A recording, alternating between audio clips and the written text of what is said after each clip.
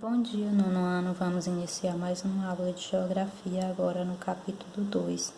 No estudo do capítulo 2 do livro de vocês, nós vamos estudar Economia Global e Organizações Econômicas Mundiais. Vocês abram o livro na página 24. Nós vamos estudar características da economia global, as grandes corporações e as transnacionais, a influência das transnacionais na economia global, transnacionais, concorrência e parceria, crises econômicas e globalização. Vamos estudar ainda globalização e dependência econômica, a economia global e o aumento do desemprego, desemprego estrutural, desemprego conjuntural, globalização e organizações econômicas, blocos regionais e interesses nacionais, economia global e o mundo predominantemente urbano. Não sei se será possível trabalhar todo em um vídeo só, pode ficar grande, é um capítulo bem extenso. Então vamos lá iniciar o nosso estudo. Abram o livro na página 24. Então, com o fim da Guerra Fria, em 1991, que nós estudamos no capítulo anterior, marcou o começo da chamada Nova Ordem Mundial, por meio da qual houve um processo de aprofundamento da integração econômica, social e cultural e da comunicação entre os países. Essa integração não é um processo recente, teve início no século XV e XVI com as navegações marítimas e passou por diferentes fases de desenvolvimento até chegar à atualidade. Entre a segunda metade do século XIX e o fim da Segunda Guerra Mundial, em 1945, o processo de globalização foi por meio do imperialismo, onde as potências europeias expandiram sua dominação política, econômica e militar sobre o continente africano e asiático, estabelecendo impérios coloniais. Entre 1945 e 1989, a globalização continuou a expandir-se em grande parte graças aos avanços tecnológicos na informática, nas telecomunicações e nos transportes, por meio da corrida armamentista e espacial. Desde a última década do século XX, com o fim da Guerra Fria, com o avanço do capitalismo pelo mundo, os avanços tecnológicos com predomínio da informática provocaram grandes mudanças na produção e na circulação de mercadorias, nos transportes de carga e de passageiros, na difusão de bens culturais e de artigos de consumo, dentre outras. A maior eficiência das telecomunicações também possibilitou a formação das chamadas redes digitais mundiais e estimulou o avanço da globalização. Vocês acompanhem aí no livro de vocês, na página 24, as tendências no mundo digital 2018. Apreciem cada uma dessas tendências com muita atenção. Então vamos para a página 25, Nova Ordem Mundial, saber o que foi essa nova ordem mundial. Vocês observem que nesse novo contexto político, os Estados Unidos surgiram como grande potência econômica e militar com influência nas decisões de organizações internacionais, contribuindo para influenciar padrões de conduta em todo o mundo. Isso porque havia sido o vitorioso tanto na Segunda Guerra Mundial quanto aí como representante do capitalismo no período conhecido como Guerra Fria. Então, as transnacionais elas começam a instalar filiais em vários países e esse processo ficou conhecido como mundialização ou internacionalização do capital e da produção. Vou apresentar para vocês nesse momento. Na mundialização da produção, há a fragmentação da produção por meio da expansão das transnacionais, que ampliou a produção em escala global e o comércio de mercadorias e de serviços, de tal maneira que muitas vezes o faturamento dessas empresas é maior que o PIB de muitos países, o que lhe confere grande poder de influência sobre os governos nacionais. Observem comigo, eu tenho aqui um infográfico de um Boeing, tá? E aí vocês podem ver nessa legenda que ele tem peças aqui, ó, originárias de vários países do mundo. Austrália, Canadá, Coreia do Sul, Estados Unidos, França, Inglaterra, Itália, Japão e Suécia. Perceba que a maior parte deles, né, países ricos, desenvolvidos. Aí não dá para vocês visualizarem ao todo, mas vocês podem ver, ó, cada parte tem uma coisinha diferente, equivalente àquela legenda, e quer dizer que houve aí a fragmentação da produção, ou seja, esse Boeing, ele não foi fabricado em um único país, digamos assim, pois tem peças de vários países e um produto final. Percebam, cada uma dessas peças. E aí nós vamos ver como que é o faturamento dessas empresas transnacionais, que superam muitas vezes o PIB de muitos países do mundo. Acompanhem comigo. Então, dentre as principais características da chamada economia global estão o crescimento do comércio internacional, a rápida expansão dos fluxos e o aumento da inter-relação dos países, que pode acontecer, por exemplo, por meio de blocos econômicos, que nós vamos estudar nessa unidade. Acompanhem comigo aí no livro de vocês, na página 26, esse infográfico que mostra a transformação na produção. Essa transformação na produção se dá principalmente por meio da mundialização da produção, pois empresas sediadas em países ricos, mas com filiais em outros países, tomam decisões estratégicas sobre a produção, o que, quando e onde fabricar, e investem em propaganda com o objetivo de despertar o consumidor o desejo de comprar, assim estabelecendo uma identidade entre produto e cliente. Vocês observem comigo esse mapa que eu vou mostrar agora da distribuição mundial da produção do grupo automobilístico, nesse caso aqui, a Volkswagen. Vocês podem ver que esse planisfério mostra que a Volkswagen tem filiais em vários países do mundo, com carros, caminhões, motos, ônibus, peças e até maquinários. Então vejam que tem filiais espalhadas em várias partes do mundo de acordo com as vantagens que cada um desses países oferece. Vamos continuar na página 27 do livro de vocês, fala sobre as grandes corporações e as transnacionais. Nessa página vocês podem acompanhar comigo que os países onde estão instaladas essas filiais oferecem uma série de vantagens que reduzem o custo de fabricação das mercadorias, como mão de obra e matérias-primas baratas. Assim, essas empresas vão ter maior lucro, vão ampliar a produção em escala global, o comércio mundial de mercadorias e serviços, de tal forma que o faturamento delas é maior do que o PIB de muitos países, e assim elas exercem uma influência sobre os governos nacionais. Acompanhe aí no livro de vocês esse gráfico que mostra o faturamento dessas grandes transnacionais, das 10 maiores empresas do mundo. Walmart, vocês podem acompanhar todas lá no livro de vocês. Se vocês compararem com o PIB de muitos países, aí é uma receita em bilhões de dólares, vocês vão verificar que o faturamento anual delas supera o PIB de muitos países do mundo. Tem alguns nomes, até conhecidos por vocês, como a ExxonMobil, Volkswagen, Toyota, Royal, Walmart, cada uma dessas empresas que muitas vezes você até tem algum produto utilizando que é dessa empresa, que é de origem dessa empresa. Então, vamos continuar a página 28. E na página do livro de vocês, 28, vocês têm a influência das transnacionais na economia global. Essa influência é cada vez maior porque o poderio econômico das transnacionais é mais difícil até os governos estabelecer regras para a atuação dessas empresas em seu país, porque elas têm mais poder do que o próprio governo, já que tem um grande lucro, oferecem empregos onde se instalam e inúmeras vantagens para o país onde se instalam. Então, vamos conhecer agora na página 29 do livro de vocês as transnacionais, concorrência e parceria. que são características atuais do processo da transnacionalização das empresas, a concorrência e a cooperação entre elas, que pode ser por meio de trust, holding e cartéis.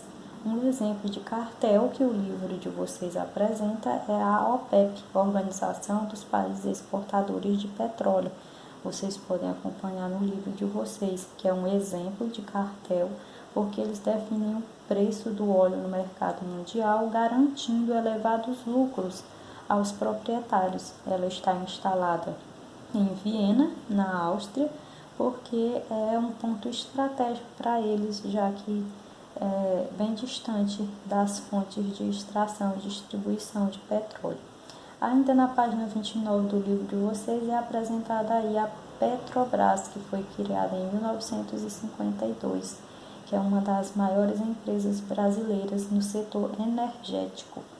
Ela é detentora de uma das tecnologias mais avançadas na exploração de petróleo em águas profundas, o que nós chamamos de pré-sal. Isso vocês estudaram no 6º ano em Ciências e Geografia. Vamos agora para a página 30 do livro de vocês. Na página 30 do livro de vocês fala sobre crises econômicas e globalização. Sei que vocês já leram a página toda, lá fala sobre a crise de 2008, embora vocês vão perceber mais adiante que diante dessa pandemia nós vamos passar por uma crise em todas as esferas, especialmente econômica, que vai perdurar por um longo período.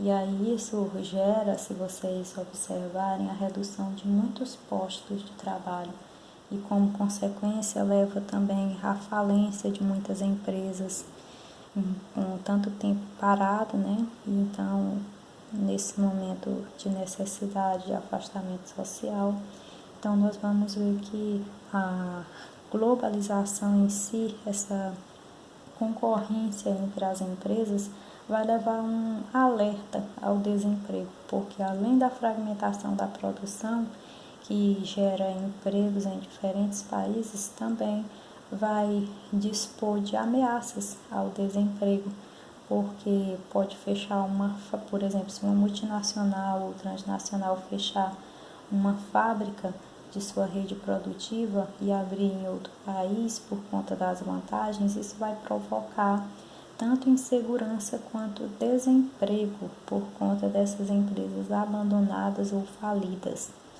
E aí, quando elas vão ser reinstaladas em um local concorrente, pode estimular o mercado de um trabalho competitivo entre os países, de acordo com a sua localização na escala mundial.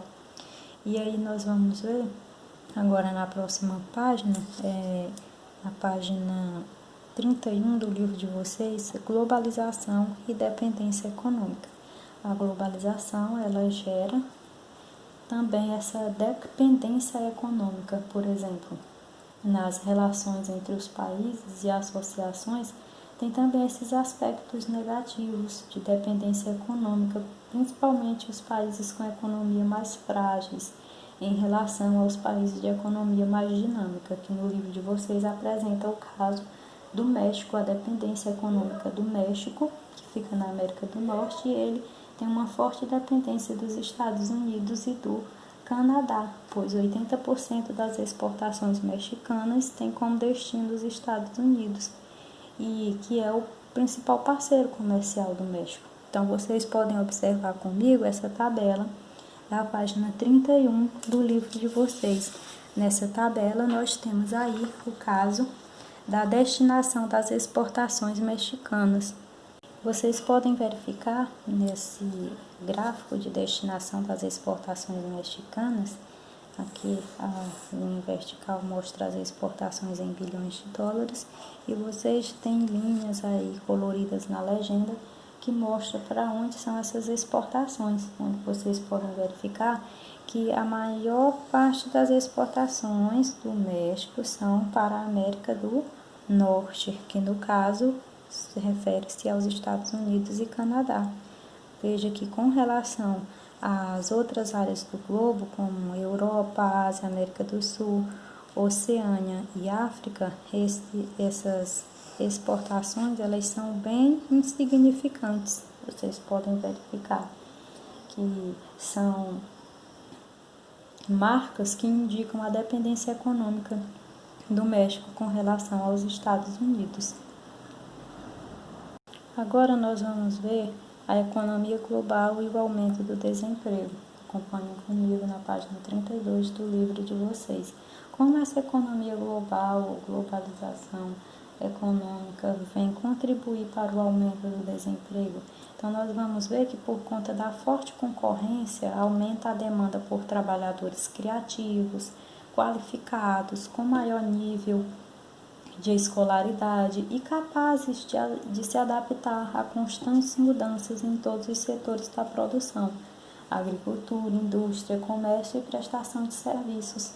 Então, atualmente, o avanço tecnológico permite a produção de automóveis em grande escala, em menos tempo, com alto grau de sofisticação e número reduzido de operários. Eu vou mostrar para vocês um esquema. Observem, nessa imagem, vocês podem ver essa indústria automobilística na Alemanha.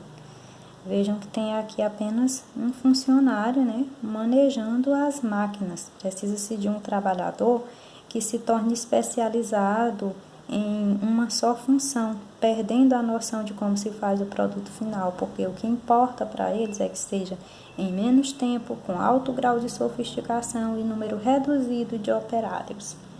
Então, isso vai gerar o que o livro de vocês apresenta na página 33, dois tipos de desemprego. Neste caso, da automoção da produção, nós vamos ter o desemprego estrutural. Vamos conhecer aí na página 33 do livro de vocês que o desemprego estrutural ele vem a acontecer principalmente por conta da modernização das estruturas produtivas e de trabalho, que ocorre com a mecanização e automoção dos processos de produção e com o aprimoramento dos processos de trabalho. Assim, vai precisar de poucos funcionários para operar várias máquinas ao mesmo tempo. Com isso, muitos postos de trabalho vão deixar de existir. Todos esses fatores contribuem para o que nós caracterizamos como chamado desemprego estrutural, porque muda as estruturas produtivas.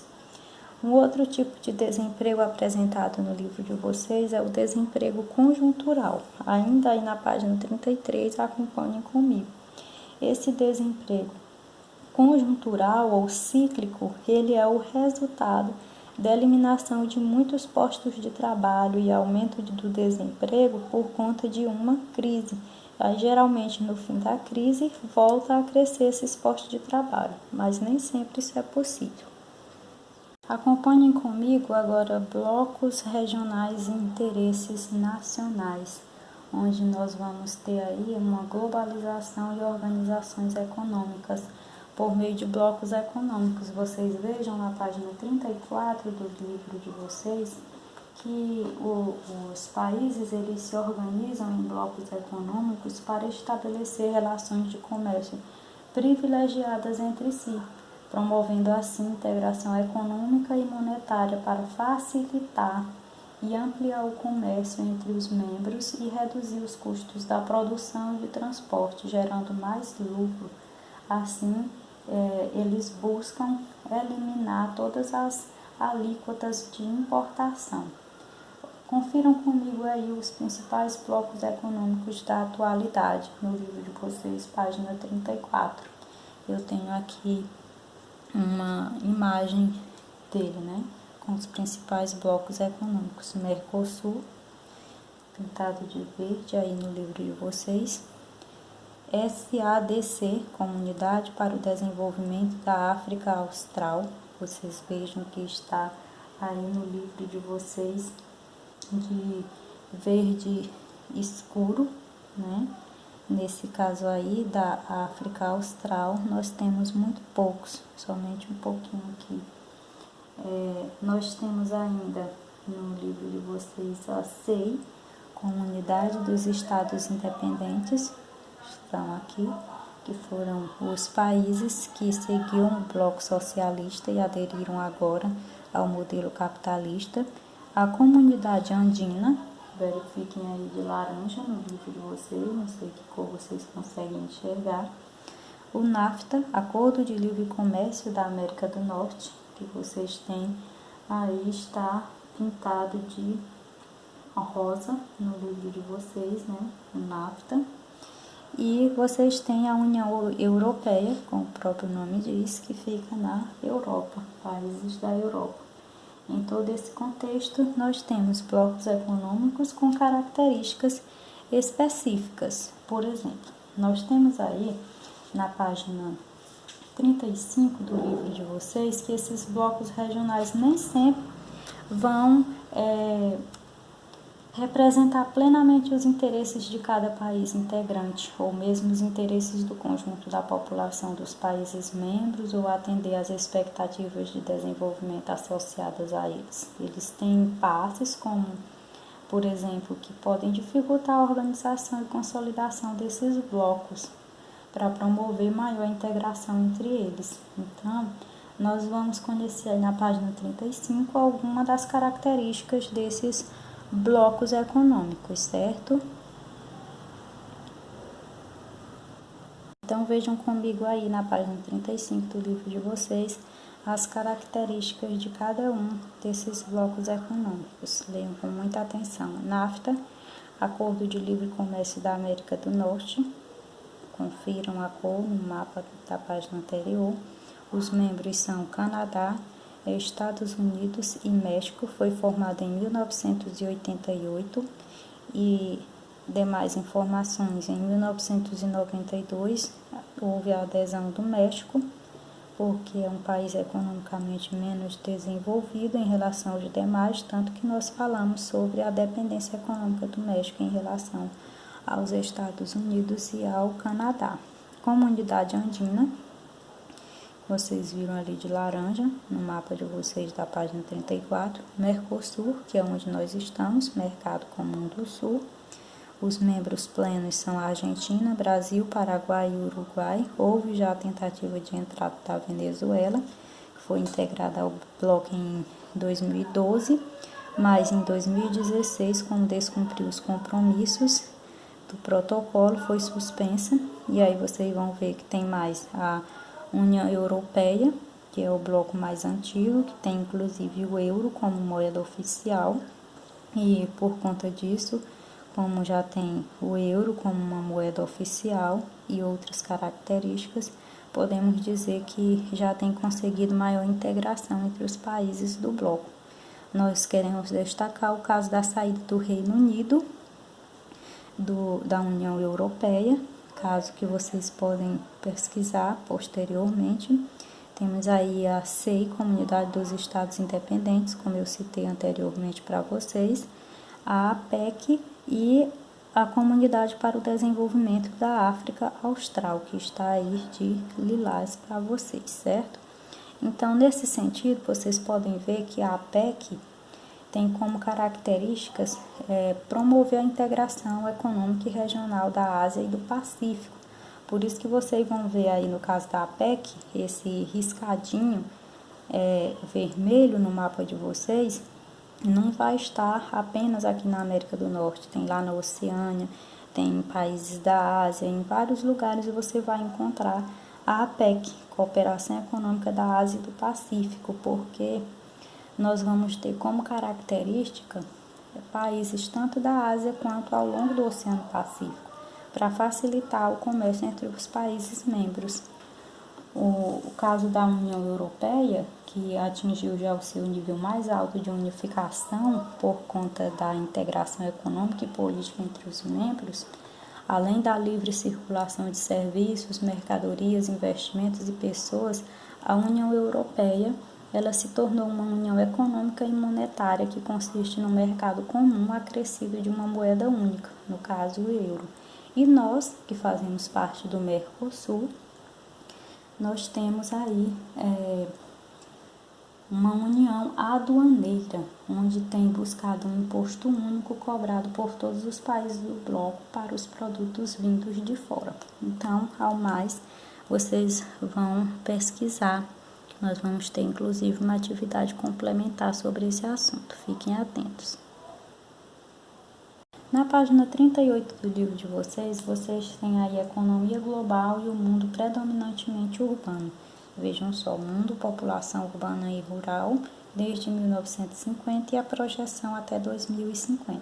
Vocês verifiquem, ó, nessa linha vermelha, né, um grande crescimento da população urbana, sobretudo a partir da década de 50, que houve esse aumento, vocês estudaram lá no 7º ano, e a projeção é que ele aumente um pouco mais aí para a década de 50. E o que isso tem a ver com globalização? Nós vamos ver que o êxodo rural foi um dos principais indutores desse processo de urbanização. E como as cidades, elas, com essa chegada da população, provocou mudanças produtivas e mediante os avanços tecnológicos que também marcaram a atividade rural, com a mecanização da produção agrícola. E aí nós vamos ver que essas cidades, ou zona urbana, elas são o centro da economia global, são os centros financeiros da economia global. Vamos lá na página 39 ver como isso funciona. Na página 39 do livro de vocês, em Cidades, Centros Financeiros da Economia Global, nós vimos aí que as cidades possuem um papel fundamental para a economia global, porque são os centros de controle dos fluxos de capitais e de produção e consumo de mercadorias. Aí cito para vocês Nova York, Tóquio, Londres, Xangai, Singapura, dentre outras tantas cidades que se destacam no cenário internacional por concentrar uma rede de infraestruturas e serviços. E aí nas cidades brasileiras cita-se São Paulo e Rio de Janeiro, que se destacam por buscar e manter na competitividade econômica a liderança no cenário internacional, porque tem aí as bolsas de valores, como é o caso dessa bolsa de valor em São Paulo, a Bovespa, que transformou-se como a principal bolsa de valores de nosso país e está em São Paulo.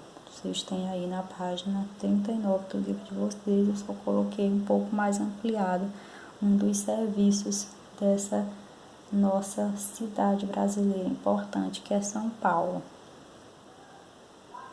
Vamos observar ainda, né, sobre centros financeiros mundiais, o caso de Xangai, na China, né? Aí vocês têm uma vista panorâmica do centro financeiro de Xangai e também de Paris, na França, que são exemplos de grandes cidades como capitais financeiras da economia global, porque vão fazer a transferência de grandes valores por meio da internet, com questão de minutos ou segundos até.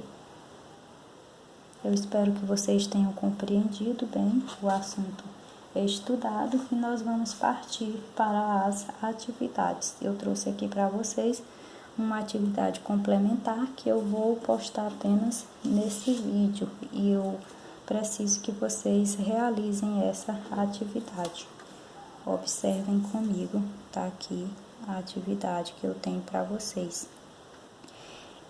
Vão lá na página 34 e 35 do livro de vocês, observem o infográfico Blocos Econômicos e elaborem uma tabela constando as características dos blocos econômicos, relacionando as diferenças e semelhanças entre eles, entre esses blocos econômicos, como eu apresentei para vocês, se é união aduaneira, se é mercado comum, como são esses blocos econômicos e as suas diferenças. Façam uma tabela com cada um deles. Espero que vocês tenham gostado e até a próxima.